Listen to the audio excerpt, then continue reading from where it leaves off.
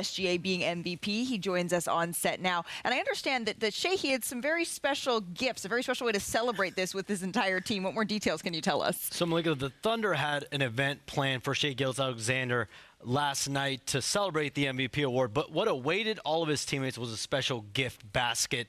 That was a present that he gave, kind of an ode to all of them and everyone on the roster, from the starters, guaranteed contracts to the two-ways. They all got a gift basket, and this wasn't your ordinary cheese plates, fruits gift basket. Yes, there was a Rolex given to each player on the roster, but there was more. There were iPhones as well given to every player, Beats by Dre headphone sets, also Canada Goose jackets. So this is well over $10,000 per gift basket.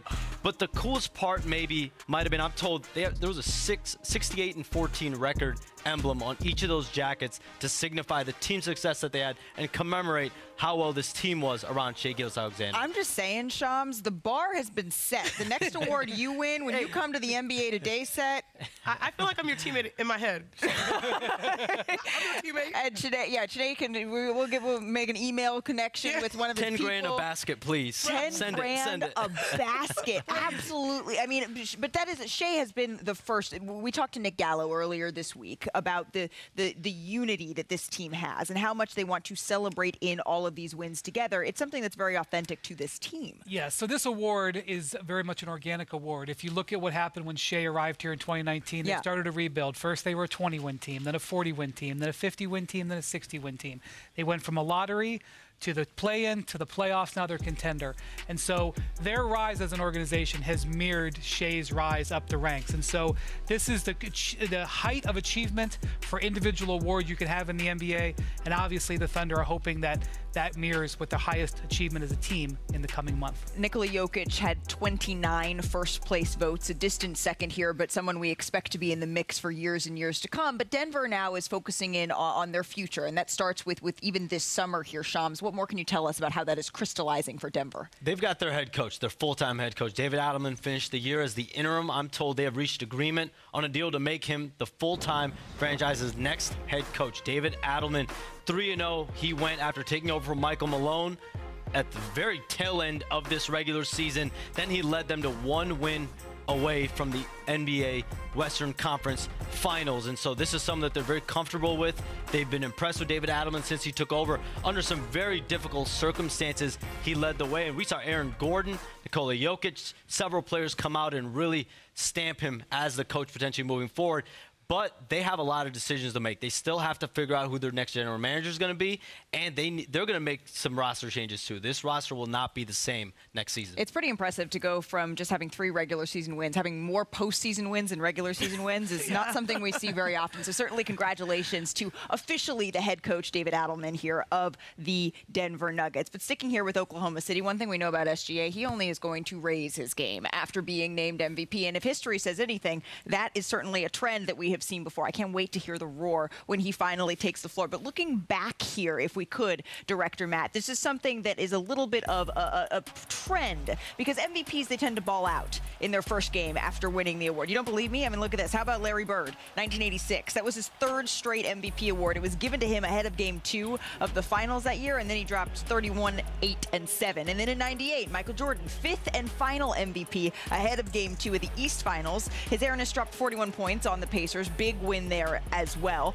And then finally in 2000, Shaq got his lone MVP ahead of Game 2 of the West Semis against the Suns. He had 38 points, 20 boards, and 5 blocks on the night. So Chiney, you think he's going to steal the spotlight yet again? Because I know that anything, we said this to Dave earlier, Anthony Edwards, he sees this and is going to rise to the occasion. Yeah, he absolutely will. And, you know, first to honor Shai, sometimes consistency should be celebrated. Now, this year at 32 points per game on 50% shooting, plus rebounds, plus assists, plus steals, plus blocks. So that's amazing. But if you're thinking about the other side of the ball, Anthony Edwards, he's got to get his team going, especially when it comes to inside the paint. I think about this Oklahoma City Thunder team, their defense, it's like they're neutralizers because they take away your greatest strength. And watch, this is what his team going, especially when it comes to inside the paint. I think about this Oklahoma City Thunder team, their defense, it's like they're neutralizers because they take away your greatest strength. And watch, this is what they have to do. They have to hunt paint touches. Right there, DiVincenzo is initiating the offense. He finds Nickeil Alexander-Walker for the three because they hunted the paint. Once again, this time it's Anthony Edwards. He's attacking, and guess what? He's going to draw a crowd. Everyone knows he's the best player on the floor for the T-Wolves. So what does that create? 5 people looking at him. Now he has options. He has Randall. He has many people on the corner. He hits Conley. The paint is where the series, if you're going taking on the Thunder, is won, because last round the Denver Nuggets, they were the best paint team in basketball. They put up their worst numbers. If you think about the T-Wolves, they only had 20 paint points. They were outscored by 34. So even if your shot's not falling, attack the paint. If you're not scoring, spray out. Good things come. It's easy just to say drive the ball into the basket. It's simple to say, and just get to the basket. Where? Well, that's the thing. The Thunder team specializes in keeping you out of that. But whether or not it's actually him getting to the basket or his teammates, he's got to play on his toes. He and the rest of the Wolves played on their heels. They let the Thunder completely dictate that end of the floor. They have to play with aggression. Even if that doesn't mean just put your head down and drive into double teams, they've got to play on their toes, keep the Thunder moving. Don't bail them out with isolation basketball where they can just come and take it from you. I think that'll be one of their big focuses coming into tonight. Well, Brian, I think in game one, my understanding is I think that right ankle tweak did bother him throughout the game. It's something that he played with that hampered him a little bit. In the 24 hours afterward, he's been able to get a lot of treatment, and they know he's got a right ankle sprain, but it's not serious enough to the point where they're going to diagnose him and he's on the injury report. But this is something, of course, we've seen him get up so many times through the most gruesome injuries.